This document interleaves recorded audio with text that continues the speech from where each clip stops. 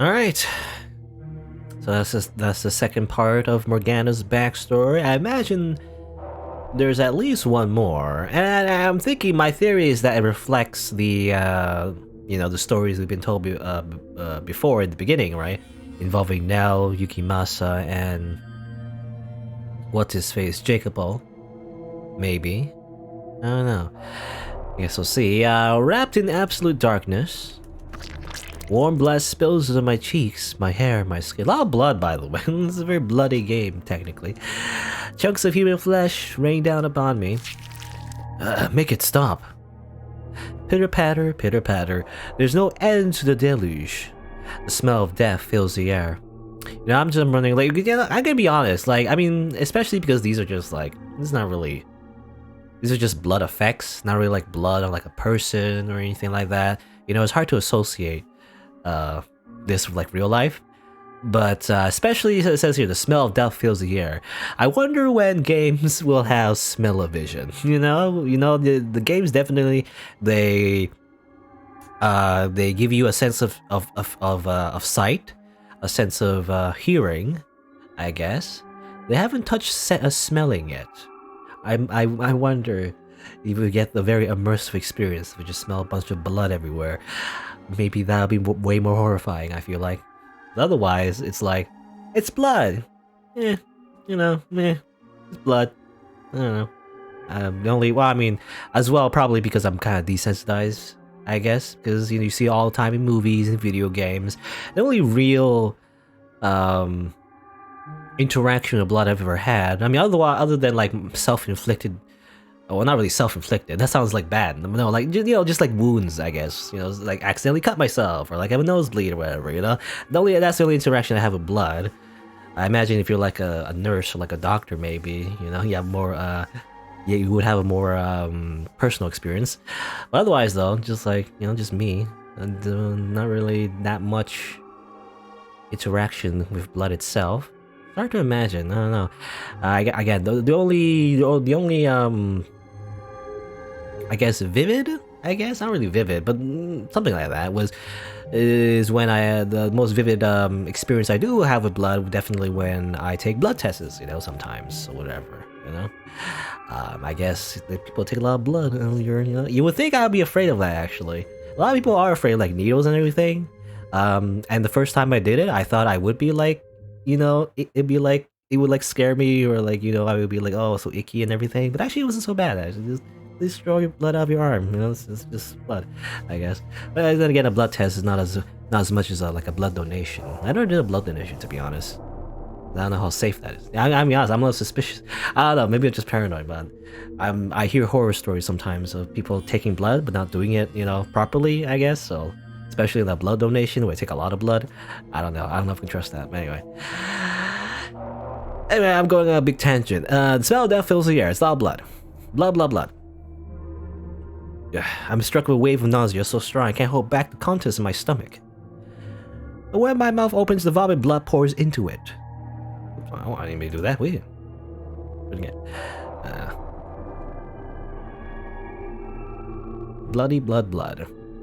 Whose arms are those? 5 arms? Let go of me. Dead bodies grab my ankles, dragging me down. Or actually 6 arms. Actually, this one over here I didn't see. To where? Hell? Or to a mountain of corpses? Now do you understand that there was a time, if but briefly, when I was happy, when I felt human emotions? But I wish I never had. If I remained confined in my daughter of God shell, then I doubt I would have felt so much terror at the sight of death. Ugh. I can't say anything in response. I can't form words. I feel what she experienced, the massacre she witnessed, the limp flesh piling up around her. Even more than twice her age is enough to drive me mad. The fact that a 12-year-old girl had to experience something so unspeakable devastates me. I mean, the further you go back in history, the less surprising it is for children to go through traumatic events, I feel like. Child rights just weren't really a thing until very recently.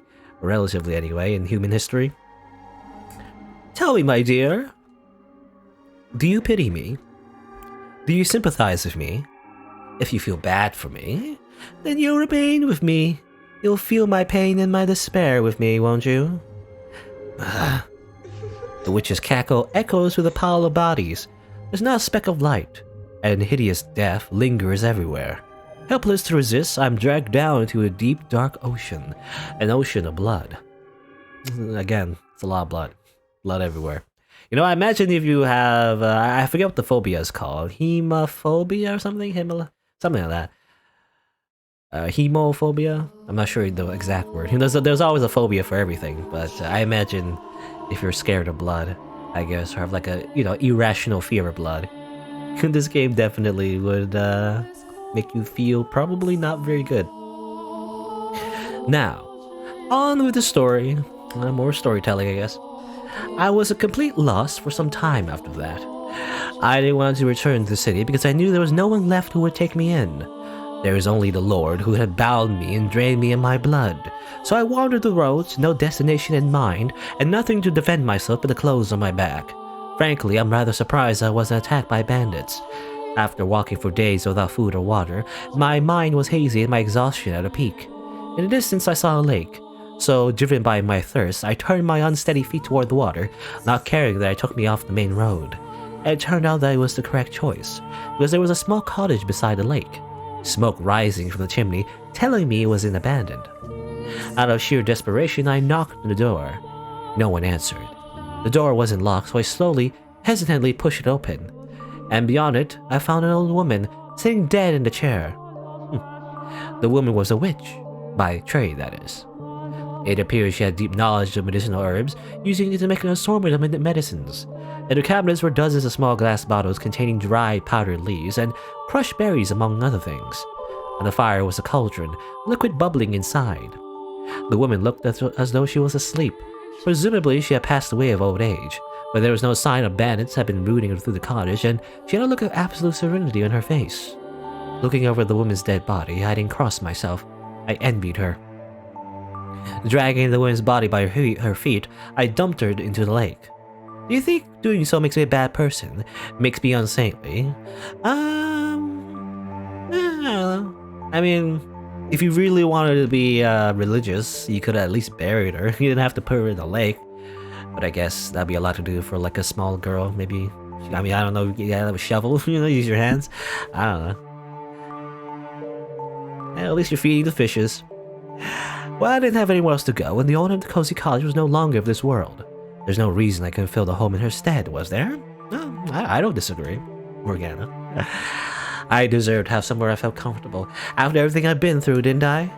And so I took up residence at the old witch's cottage, and remained there until my 16th year. It's a long time. It's like 1, 2, 3, 4, 4 years? 4 years just alone in a cottage. By 16, a terrible cynicism had taken root in my heart. I had no trust for people. I shut them out, building high walls around myself. After such a tumultuous, bloody childhood, it was all I could do to protect myself, to keep my young spirit from cracking. Nevertheless, travelers would on occasion pay the old witch's cottage a visit, seeking her medicines. Whenever someone arrived, I would cautiously crack the door open, tell them they could trade for whatever they wanted with food, and never showing my face. One day, a young man showed up at the cottage. My sister has fallen very ill, and she desperately needs medicine. He was very soft-spoken, and there was the same kindness of voice, which I thought unusual, curious. What kind of person could he be? What did he look like? What expressions did he make as he spoke? To satisfy my curiosity, I snuck a peek at him through the crack in the door. He was a handsome young man with flowing flaxen hair. Oh, okay, it's Mel, but his past self or past what do you call it actually? Your past self, past incarnation. And upon seeing me, he didn't flinch back in disgust. He smiled.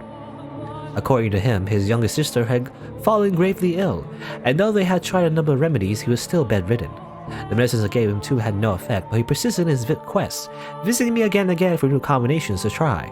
He wanted nothing more to relieve even the slightest bit of his sister's suffering, and moved by his dedication to his family, I too wanted to do anything I could do to help. For the first time in years, my work encompassed more than my small cottage. When the young man came, he would ask not only for medicine, but to go on walks with me. He volunteered to spend time with me, despite my horrifying appearance.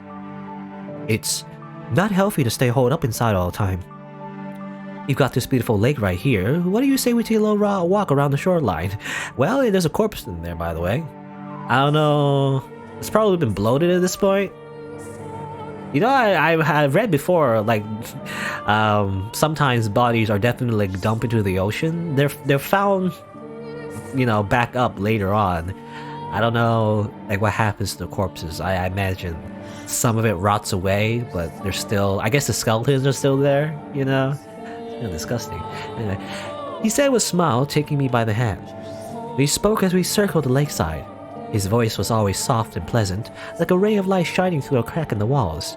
When I was with him, I felt like I'd be an actual person, an ordinary girl. He talked about his sister more than anything, and whenever he did, he was at his brightest and most melancholy. The young man had been a member of a noble house, but disputes over who was the rightful heir had forced him and his sister out. Shortly after that, his sister had fallen ill and now was bedridden. I'll take anything at this point to make her better. I'll even take a miracle if I can get one.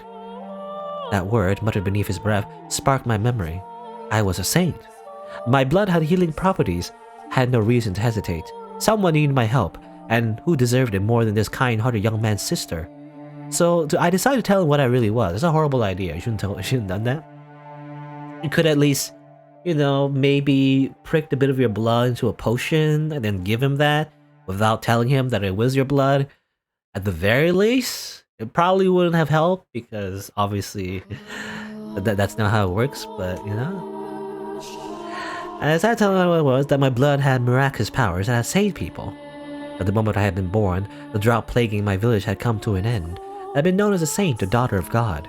I told him everything, and he believed it all. He led me to his house, where a pale, sickly girl lay in bed. She was a sweet little girl with the same flaxen hair as her brother, who looked like she had been quite spirited if not for her ailment.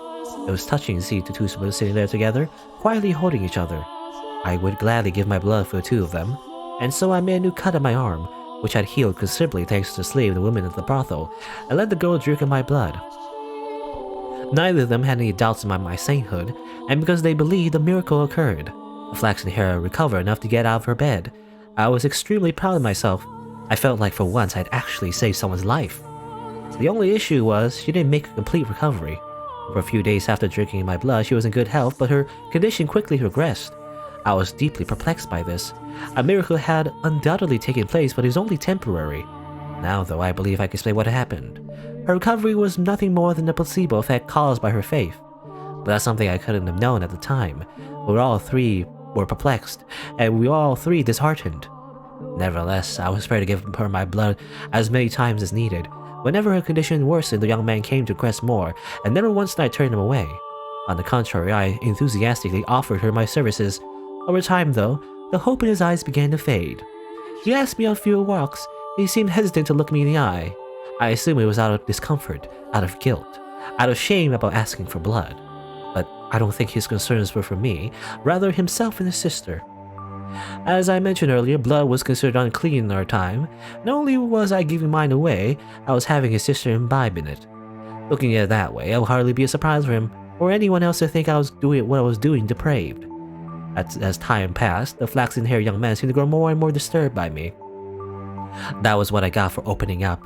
That was what I got for letting his kind, warm light shine in on me. The moment things went bad, he pulled away. There were times when I thought I should have done anything in the first place, but regardless, I held fast to my original decision. I would put myself on the line for them, no one else, just them. Even if he was afraid of me or had no interest in seeing me, I would continue offering her my blood, and I was firm in my resolve. One day, though, I received a visitor. The young man was still the only one I could show my face to, the only guest I had let into my walls. So as usual, I took the man's request from behind the cottage door. But I could hardly believe my ears when he began speaking. Are you the witch with the miracle blood? First, how did he know my blood had powers? Second, why had he called me a witch and not a saint? Third, why did he sound like the man who slaughtered the slave carriage? Tsukimasa. I told the man he had to leave, that I would not be opening the door for any reason. In response, he said, I am in need of your blood. Could you not spare a little? My blood was for the sick and needy. I would never spare a drop for a murderer like him. I told the man exactly that, demanding he leave. All I could think about was the pile of bodies, the fountain of blood. The man drenched in crimson, wearing a ghastly smirk. I trembled behind the door, fearing he may go on another such rampage. But instead, he gave me a simple, "As you say," and he went on his way. I let out a deep sigh of relief. It was then when I realized tears were rolling down both of my cheeks, like an ordinary girl. 3 days later, the flaxen hair boy showed up at my cottage. "I'm sorry for being so distant lately. I want to talk things over." Those 2 sentences were like a light shining from above. I wanted to talk to him too. I wanted to take a walk around the lake and listen to him talk about nothing. I wanted to experience the warmth of his world once more. I wanted to tell him about the terrible man who had been there a few days earlier, about how scared I had been. I wanted to tell me it would be alright. "I want to talk to you too," I said, opening the door without a second thought. The light of the sun was so bright all I could make out was his silhouette. I couldn't see the look in his face or the look in his eyes. A gentle breeze blew past, and my mind froze. How could this happening? Or how could this be happening? What did it mean? Why? How? What was that man doing, standing behind him? Why is he carrying a sword? Why was he coming into my house? Why did he swing it down, severing my arm? Ah! That's a little hard to do, isn't it? There's like bone and everything. I was in a daze. I couldn't make sense of everything. I didn't want to. My left arm fell to the floor before I even knew what was happening, and my legs gave out. It's hard to do, I don't know, unless you're like... I mean, I guess she was holding the door, maybe? You gotta hold it out, you know? If you were just like, your hands just dangling on the sides, it's kind of really hard to... I guess Yukimasa's just really good at it.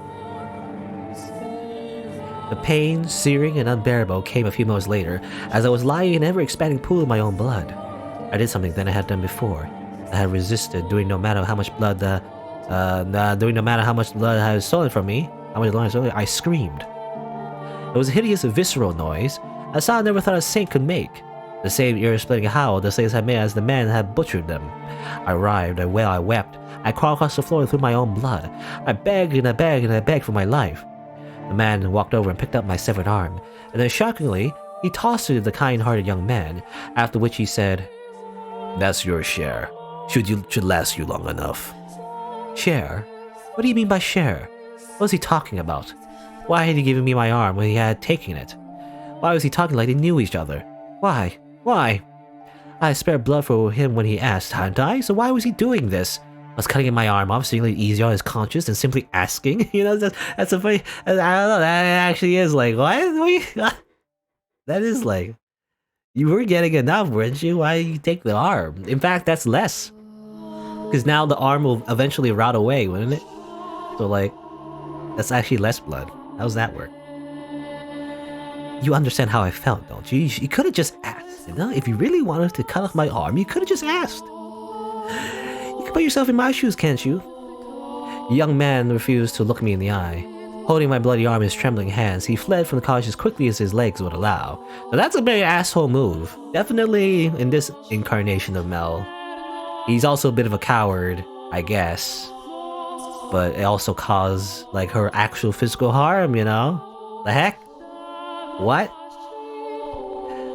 The man that walked over and picked me up had neither strength nor willpower to resist. Holding me in his arms, he began to speak. Telling me things I didn't want to know. Things I didn't want to hear. But he didn't care. Nothing personal. Nothing personal, kid. No, nothing personal. I just need your blood. Without it, she'll lose her church. Don't take it personally. Tell me, is there anyone in this world who wouldn't feel a bit of spite after being put through such torture? How am I supposed to let that slide? No one's that much of a saint. Yeah, no one's that much of a saint. My trust had been betrayed and I was supposed to turn the other cheek. The man had barged into my home uninvited, cut off my arm, and I was supposed to smile and take it. Yeah. When you put it that way, is there anyone, anywhere, who doesn't feel even the slightest bit of hatred ever?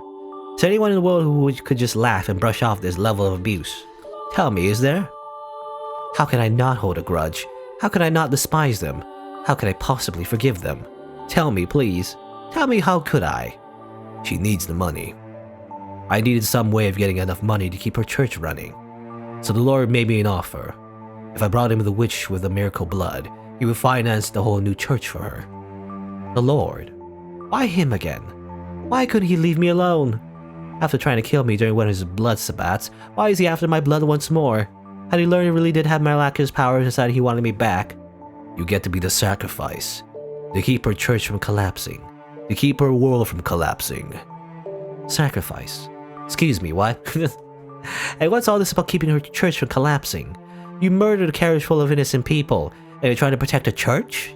You? Are you out of your mind? Churches are where people go to commune of God, to speak of my Father. How dare you soil those sanctified grounds with filthy hands, you beasts! It's insulting, sacrilegious, repulsive. Just what do you think we are? So don't take it personally, witch. I'm not a witch. I'm a saint. I was a saint. My blood exists to do the Lord's work, not to satisfy the avarice of men. Why is this happening to me? The man brought me back to the city, but instead of taking me to the Lord's manor, he brought me to a church on the city's outskirts. Though to be honest, it looked more like an estate than a church. The church also served as a hospital, offering free care to less fortunate children, the poor and the infirm.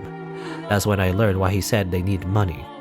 The owner of the church offered unconditional assistance to anyone who came. Even when food and supplies ran low, they would ration their own in order to keep helping others. As a result, the church was perpetually on the verge of collapse. The church was run by a woman, something exceedingly rare for the time. There were no priests, all management was handled by a single nun, for whoever referred to as the saintess. The true saint, I guess. I was a saint. Why was this woman, who didn't have the ability to perform miracles, being worshipped like she did? Why did people of the city idolize her? Why were their smiles all directed at her? Why? Why was I not in her place? The man carried me to the top of the observation tower. Okay, so this is the hospital that's mentioned here is the mansion, actually. You know? That's why there's the stained glass or whatever, because originally this house, in this original form from Morgana's memories, I guess, is this very church. But the man carried me to the top of the observation tower. It was there that I had my reunion with the Lord. I was to spill my blood for the people of the city, but also for the Lord's profit. He was not offering free aid, but selling it as medicine. He claimed it was a miracle elixir, telling no one that it was actually my blood. It was mixed with a beautiful red wine, and drinking it would cure you of any ailment. If they knew it was actually the blood of a witch, they would think it unclean. They would fear it. I remained in prison for a long, long time. In the beginning, the swordsman guarded me, but before long, the flaxen-haired young man showed up as well. Presumably, one severed arm was enough to keep his sister healthy for long. In listening to the conversation, I learned that to ensure no one else could get in, the observation tower was sealed with 3 locks. Okay. So that's why when we try to get in, there were 3 locks, and I guess that's also why a bunch of blood flowed in. And that's why there's an obsession of blood, because she had to sacrifice her blood. Whatever. So there was a flaxen-haired young man, was the kind-hearted man that sold her out to save his sister, I guess. There was Yukimasa, who was a slave that broke out of his chains to kill a bunch of people, I guess. And there's I guess Jacopo? I guess Jacopo is the Lord, you know? I guess he's the same Lord? Was he the same Lord? I assume so. The one that initially bought her, I guess. It really is, you know? He's a capitalist through and through. You know, even in the world when capitalism didn't really exist yet. I guess he's the one that he was the origin of this, really, when you think about it. So, you know, Jacopo kind of sucks. You know, I was right. Jacopo, I kind of hate him. But he was the one that, you know, imprisoned her in the first place, turned her into a slave. And then, you know, even though she escaped, after like a few years, you know, he hired Yukimasa to get her back, I guess. And obviously, Mel. Well, I don't know if the names are the same. Probably the names are different, but, you know. Mel, as we know it anyway, was the one that sold it out as well. So he's also part of it. You know, he's not so bad in his original story, but in Morgana's actual backstory, however, definitely he's an asshole in a different way. I don't like him either, actually. I kinda hate him. What the heck? And yeah, it had a good deal too. He didn't need to sell her out. He could have just continued getting the blood, right? But I don't know. I guess maybe he thought she was actually a witch, and maybe it wasn't the best idea to get it from her in that way, you know? He was thinking maybe he was paranoid, like, oh, the curse must be, or the blood must be cursed or something, you know, or something. So I must get her arm, I guess. I don't know. Anyway. But yeah, the swordsman meaning Yukimasa, guarding. Personally, when someone wasn't enough to keep her sister healthy for long. And listen, there's 3 locks, an observation tower. The lord, the swordsman, the young man each held one of the keys.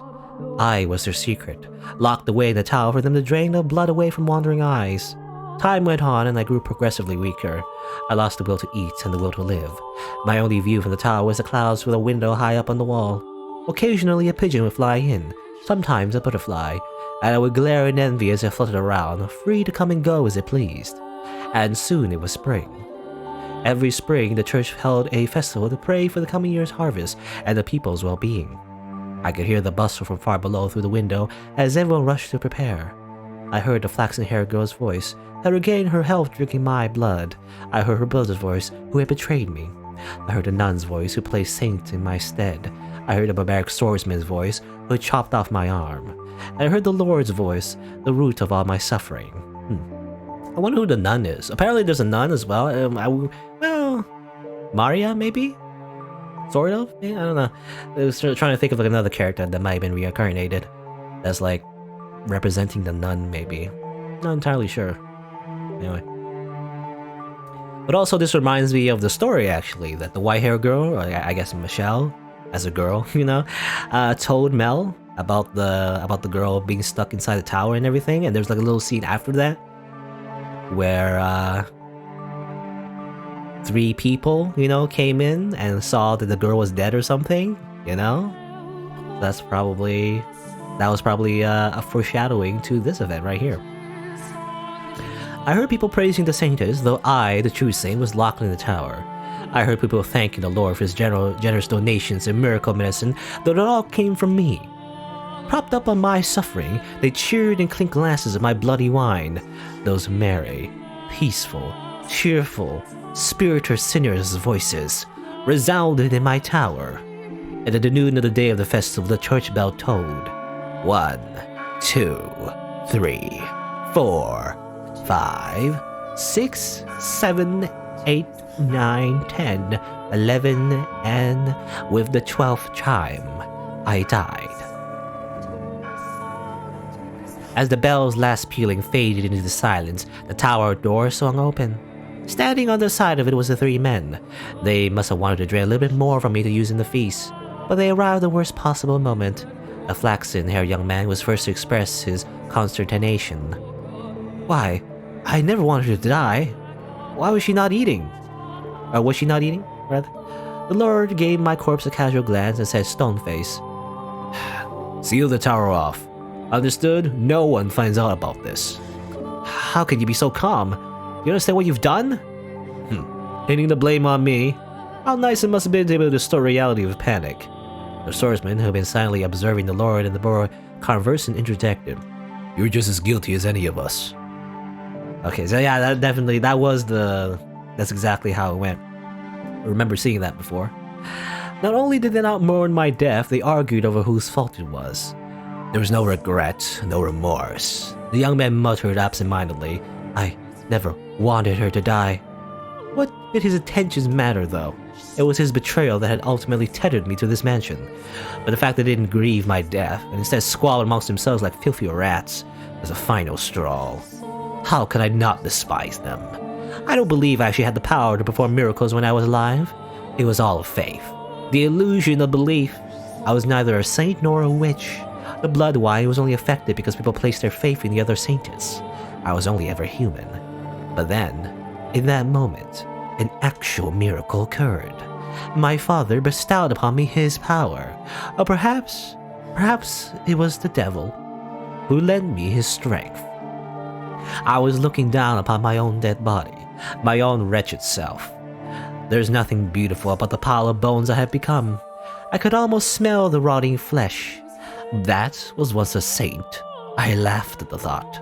It was absurd, ridiculous, and infuriating. They would pay. Those that had cast me into this hell, who had mocked me, who had done this to me, who had made a witch out of me. Hatred coursed through me. Revulsion and everyone on these grounds still smiling. They would notice whose dead shoulders their little party was resting upon. If they wanted so badly to call me a witch, then a witch I would be. I would kill them, every last one of them. Place a curse on their souls. And so I made my wish. Most people consider it a curse, but to me it was most certainly a wish. And my father, or maybe the devil, granted that wish. From the garden, there arose a scream. The flaxen-haired young man knew that voice better than anyone. He went deathly pale, darting around the spiral staircase until he reached the window. A young girl was on her knees, vomiting blood in the grass. A young man let out a yelp as he descended the remainder of the staircase. As soon as he reached the garden, he lifted the girl's arms, but she already perished. Realizing this, he cried to the heavens, saying the one thing he should have kept to himself. The witch killed her. The blood of the witch killed my sister.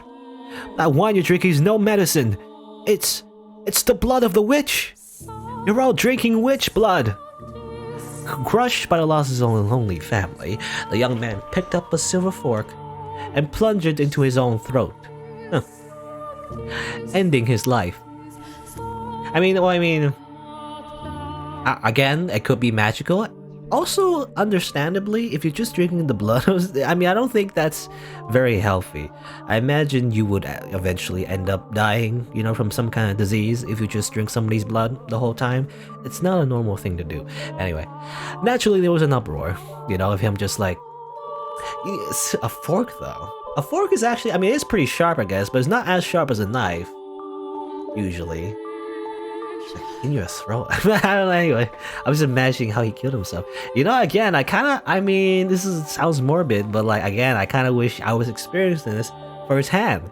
I want to see some CG, of him actually just plunging the knife into his, or not the knife, but rather the fork, into his throat. Where's the CG for that? It's not here, I guess. Anyway, and naturally there was an uproar. Goblets of wine crashed against the earth in rapid succession. As the people holding them fell to the ground and vomited or convulsed. The nun was the first target of their outrage. What she had claimed to be medicine had turned out to be blood, an unclean substance, the blood of a witch no less. A servant of the church, a servant of the Lord, had given her followers blood to drink. The servers are right when you think about it. Unless, I don't know if she knew about it, but I think she knew about it, right? And at this, their indignation surged uncontrollably. The people surround her, tying her up and throwing her to the ground. As they prepare to inflict righteous justice upon her, their swordsman soared down the stairs and into the garden, plunging his blade to anyone standing near the nun. The cries of agony ringing through the church grounds were ear-splitting. It was no longer a place of God, but hell on earth. Okay. I guess Yukimasa is protecting the nun. Again, I don't know who the nun is. Is it Pauline, maybe? Or, I'm not sure. Either Pauline, Maria, someone. But it seems that Yukimasa definitely cares about protecting the church, and so everyone attacks her. So he's obviously starting to attack everyone back. Hell built up by the hands of men. Hell painted red with the blood of their brothers. The people armed themselves with anything they could find and went after the man. As much of a beast as he may have been, he stood a little chance against such numbers. It is the fate of a beast to be exterminated by those he terrorizes, and once he was gone, the nun had no one left to protect her. Oh, that's surprising. Considering that Yukimasa definitely succeeded in his slaughter in his time, at least, in the future time, I guess. But not this time, I guess. She too was consumed by their frenzy. All that remained was the inextinguishable inferno. Hysteria and despair, madness and outrage, and no outlet for it. It was a revolt that made the slaves' uprising in the Lord's manor look like a game. Eventually, their rage found a new target, the Lord. It was only natural, for he was the true villain. He was the one who had given money and the witch's blood to the church. He was the one who had profited off it. And above all, people often resented those who stood above them, particularly in times of unrest. The city resounded with cries for the Lord's head, and he looked down upon it all from the safety of the observation tower. He could do nothing but watch as his domain burned. I could only imagine how painful that must have been. But for long, having seemingly made his peace, he began descending the spiral staircase. He opened the door at the bottom, revealing himself to his people. But before the door had swung all the way open, before he had the chance to say his final words, someone ran a blade through his chest. With that, the raging furor mostly settled down, but it was hardly the end of the destruction. Mere days later, a plague befell the city. Dreadful black spots covered the flesh of the infected. Is it, I guess, the Black Plague, I wonder? I mean, that's a real-life event, right? So, where did the Black Plague happen, actually? I don't remember. I'll be honest, I don't remember. Somewhere in Europe, I imagine. But obviously, that was a real thing, right?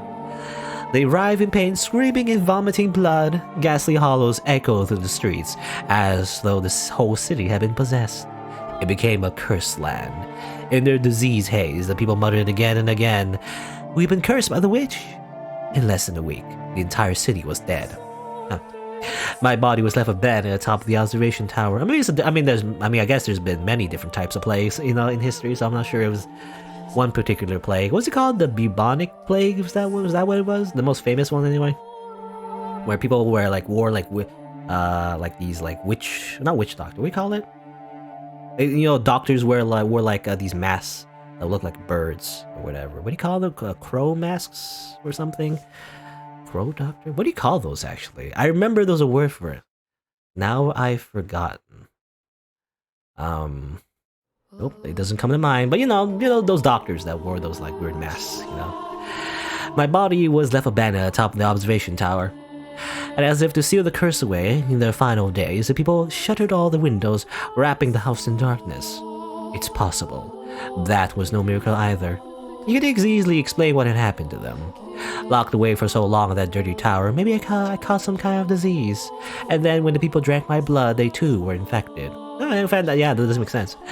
It's funny, she caused a plague. Hardly anything out of the ordinary about that. The first to die, the girl, had already been ill. Her body merely chose the worst possible time to yield to her ailment. That was all that had happened. Indeed, it was nothing more than a fluke. An improbable stroke of luck. An unbelievably unfortunate accident for the city and those 3 men, and an undescribably fortunate accident for myself. But I wish to believe it was a miracle. Even if my blood didn't have healing properties, and even if I wasn't a saint, my wish, my curse, was what caused that uprising. That was my miracle. Granted to be my god, or the devil. I chose to believe that, and that my miracle took on its true form thereafter. My curse had brought death upon the 3 men, but for whatever reason, my rancor was far from sated. They had died, so what? Death is but a transient agony. It is nothing compared to what I went through. So I made my next wish. I wish for their reconstruction. I wish eternal suffering on their souls. I wish to trap them in a never-ending cycle of pain and hatred. That was my wish for the young-haired, flaxen-haired young man. He treasured his dear sister and desired a quiet life, so I wish for him to have just that. I wish for his dearly beloved sister to love him more than anything in the world, for his world to be destroyed by love gone too far. This was my wish for the beast-like man. He was conscious of his tendency for violence and yearned to be more human, so I had his inner beast tone up just a little. I saw to it that he would never be human, so he'd never have the peace he so desired. My wish for the Lord was more straightforward. He seemed to have great affection for wealth and authority, so I'm sure those were only things he could ever have. Who needs love or friendship when you could be drowning in power? Once he had lost everything, his solitude will be his only companion. Wishes can come true, as long as you always hold fast. Never stop wishing, never surrender. They can come true. Eternal suffering on all their souls, and endless cycle of reconstruction and unavoidable tragedy. Tell me, my dear, do you sympathize with me? Will you curse them away with me? Will you take my hand and revile them with me? Is that a decision? Because I'd be like, obviously, here's the thing, it's not a great thing, because if you're shackled down by this hate, by this, this stubbornness to not let go, then Morgana will also be stuck in this house forever as well. When you're trying to, it's the old Chinese proverb that I read in like a Total War video game, whatever, Total War series, in the loading screen. But basically, it's like, when you're trying to like hurt someone else, it's a lot like, when you're trying to be angry at someone or like try to spite them, It's a lot like trying to grab onto burning coal and trying to throw it at them. You know, you might hit them, you might even hurt them, but you're also hurting yourself as you do it, right? So it's not exactly a good thing. I think I read that. I think I read that in like a Total War game, or whatever. This time, when my body crashes into the tower stairs, I'm unable to make a noise. The obstruction is less mental and more physical. The excruciating pain. It's so intense I can't even eke out a scream. My vision is distorted. My mind's thick with fog. I feel like I'll fall into a bottomless pit if I lose my grip on my consciousness even slightly. Oh, now I remember. By the way, I was talking about just a moment ago. This is what happens, by the way. Every time when I stream, I always remember things like 10 minutes later. It's a lot like when you have for example, like in a moment where you're talking to someone and you don't have like something good to say, but the moment has already passed. Only later when you're like taking a shower do you like, oh, you know, so now I remember I could have said something like this, you know, I could have said something clever, but the moment has already been passed a long time. But anyway, it's Plague Doctor, that's what it's called. I mean, it makes sense. Plague Doctor is what I was thinking about.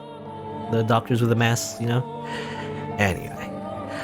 I feel like I'll fall into a bottomless pit if I lose my grip on my conscience even slightly. Through the haze, I see my own severed left arm. Reflected in a pool of blood, I see my face, large chunks of flesh peeled off. Look at you, trying to crawl up those stairs like a worm.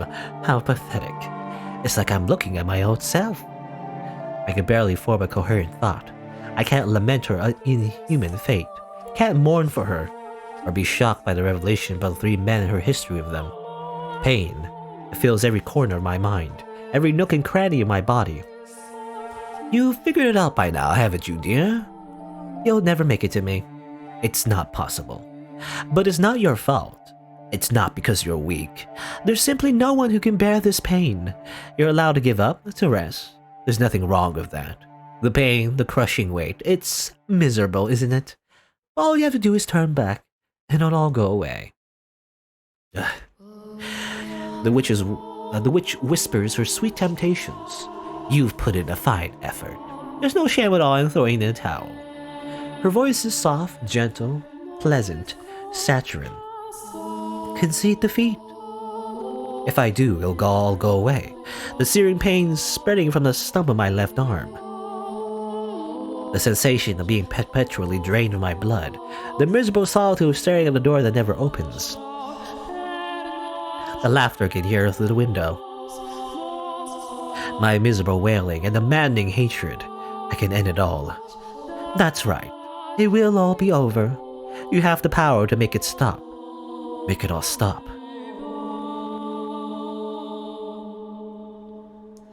No. I can't let that happen.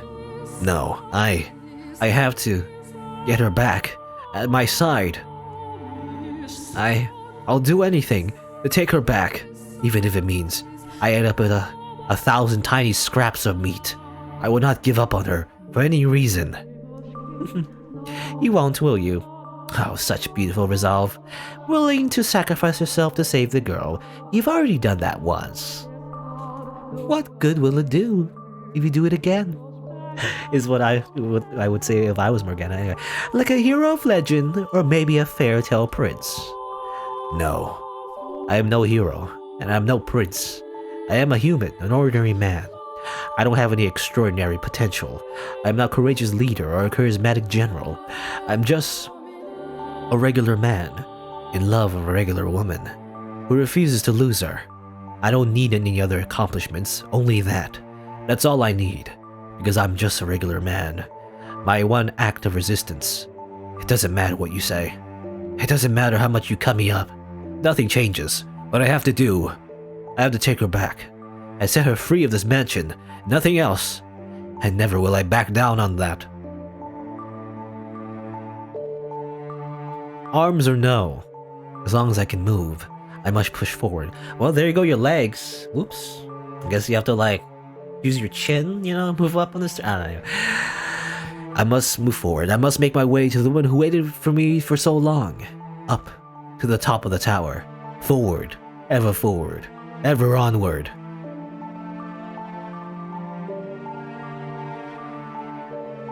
dragging my bloody body, paying the pain no mind. You could also pray the pain away as well, I guess. I once more arrived at the top of the observation tower. I placed my hand on the door, holding myself up with my lacerated right arm. I take a moment to catch my breath, then lift my head, gaze into the void and shout her name. Morgana! I pity you. I truly do. You are a saint shackled with an unfathomable fate. For that I'm enraged. As I felt your pain, as I watched your life, I too felt a burning hatred for those 3 men. If you truly feel that way, then why can't you stay here with me? We're all dead anyway. We've reached our ends. Do you honestly think there's anything more for us? There isn't. The end is the end. So what do you say to 3 of us, me, you, and Giselle, torture the 3 of them and everyone they cared about? Make them suffer here for all eternity in this house. And that way, you and Giselle can be together forever too. It's not a bad offer. That's not an option. Oh, damn it. I mean, why not? Because hatred only brings you pain. Yeah, that's what I was saying. Huh. Oh, that's brilliant. You spouting stupid platitudes at me? Can't believe my ears. Save your nonsense moralizing about how hatred does you no good. I won't hear it. I've already watched Star Wars. I didn't like it. I'm doing just fine for myself, my dear. You know? Yoda, just because Yoda said that, fear leads to hatred, and hatred leads to anger, or anger, something, I don't know, something leads to pain or something. I think I got it wrong, but fear leads to anger leads to hatred leads to pain. Is that what it was? Anyway. I'm doing just fine for myself, my dear. In fact, I've never been better. I feel wonderful. Ugh. Did you think that would be enough to persuade me, really? How disappointing. And here I thought you understood me. Morgana, why don't you say what you really think? Go on right ahead. Hate them as much as you want, but keep me and Giselle out of it. Why did you just say that? I do feel bad, truthfully. For all the time we spent together, never once did I ask about your life. That's also what I was saying. Maybe you could have waifued Morgana instead, Maybe you never met Giselle. Turn the witch into your waifu. But she'll be dead, though. She's intangible. So I don't know how I feel about that. What if your girlfriend was just a ghost, and you just never see her, I guess? You would hear her, but then you'd be questioning to yourself if you were insane the entire time, I feel like. Anyway, and for all the time we spent together, never once did I ask about your life. I was so focused on myself. In the end, I pushed you away. That you did. You wanted to be with Giselle, so you pushed me out. I wish I asked you sooner. It wouldn't have changed anything, though. One puny man knowing what I went through would hardly be enough to erase the loathing I bear. It would have turned out the same regardless. There's nothing you could have done for me. There's nothing. Still, I would like to apologize. And I know what you carried in your heart, perhaps I could have chosen my words better. Instead of rejecting you, I could have chosen some other response. I cannot remain in this house, nor can I allow her to stay either. So I would like to apologize for both my past actions and my present. Well, in that case, open the door, Michelle. I take another moment to catch my breath, and then I gather my strength into the hand on the door. Blood seeps from my fingertips, slowly trickling down the rough surface. It reminds me of my death. I'm coming for you. I push open the door, praying that will be the last, that beyond it lies light for Giselle, and if possible, that I might cast a bit of light on Morgana's heart as well. Blood is still on the screen. You gotta wipe it off like Call of Duty, Wipe it off yet. What? However, why am I in my bedroom? What I find behind the door is the last thing I expect. Huh? As she appears from the shadows of my chambers, I can't conceal my surprise. Giselle, is this another illusion, Morgana? No, it's not. I'm the real me. Thank you for coming all the way here for me. She's thanking me. So why isn't she smiling? That was very kind and courageous of you, Michelle. I am deeply moved you would have such compassion not only for her, but for someone like me. But do you know what else you are? You are a worm. What is it this time, Morgana? What do you say we pull back the curtain, my dear? What curtain? There's one detail that hasn't yet come to light. This isn't your first return to the mansion, is it? You've been back numerous times. Each time not remembering her, each time hurting her even more. What are you talking about? What am I talking about? Oh, you know good and well, my dear. Or do you honestly believe that all the other pieces were in their rightful places and you alone were some exception? I never. Tell me, how was it? Living in so many different eras, not knowing who you were, and also having boobs, you know, and playing all the different men. No, you're out of your mind. You make it sound like it was, you know, cheating on her as like a girl. It's weird, you know, it's like reincarnated as like a different gender and then falling in love with other people. Not like, my dear, you are the white-haired girl. Yeah, it's funny. It's like, wasn't that my initial idea? Obviously, we've been through many different sequences, but I think that was my initial theory, that we were the white-haired girl, but then we weren't technically, but then we were, but then we weren't, but then we were again. You know, it's like it keeps looping back. Enough. How could anyone possibly confuse me with her? To tell you the truth, I couldn't see you as anyone else. Your white hair, red eyes, porcelain skin, and your name. Tell me, what about you isn't the same? We're not the same person. I'm, you know... I saw the letter. What? The one you had hidden. No. I didn't think it was worth mentioning. No, Giselle, I didn't mean... You're exactly right, my dear Giselle. Well, I wonder now, wait a minute, because I also have another theory that I don't think I have expressed yet. I do have it in my head. It was the whole thing about Michelle's secret, right? I mean, I guess it hasn't been revealed yet. He still has like one thing he's hiding from everyone that isn't like shown yet, so I think this might be it. We'll see, I guess. You're exactly right, my dear Giselle. He deceived you. He kept a very important secret from you. Despite showing up before you multiple times, he cast you aside again and again. No, that wasn't me. It wasn't... It all makes sense now. Nothing he ever did was for me. Giselle, I... Go on, Giselle.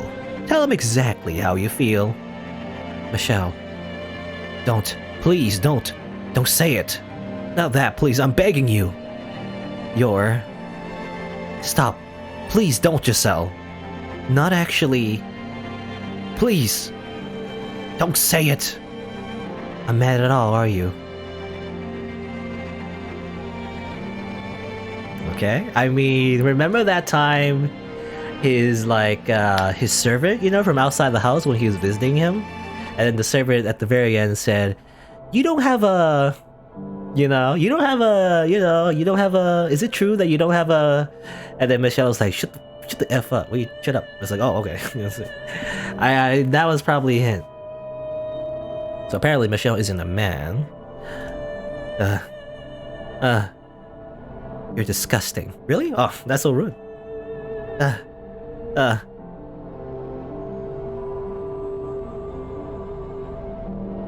You're the only one it could have been, my dear. The only one who could have been the white-haired girl. The next moment, my whole world comes tumbling down. I could have borne anything. Losing my arm, having my face torn off, any amount of pain, I could have handled it. For you, I could have done it. But this, hearing those words, coming from your mouth, being rejected by you, that I cannot. Those words, they bury me alive. And you're the one person I never wanted to hear them from.